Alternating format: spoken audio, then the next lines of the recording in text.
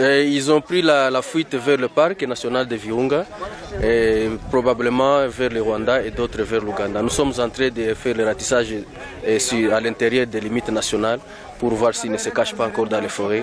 Mais ce que nous savons est qu'ils ont pris la direction des pays voisins.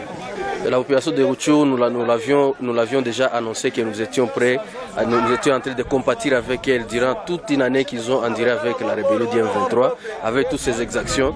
Et maintenant, elle est libérée. C'est un soulagement et c'est une victoire pour tous les Congolais.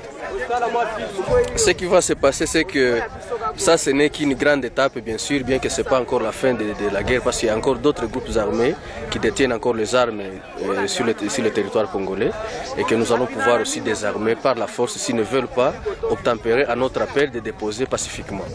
Et donc, après le M23, qui était le groupe le plus vulnérable, il était le groupe le plus dangereux plutôt, et qui avait instauré une administration parallèle, qui avait aussi plusieurs armes, plusieurs munitions avec un soutien extérieur. Vous venez de voir avec moi les stocks d'armement qu'on a récupérés, que ce soit à Rumangabo, que ce soit à Mbuzi, que ce soit ici à Chanzo et à Runyoni.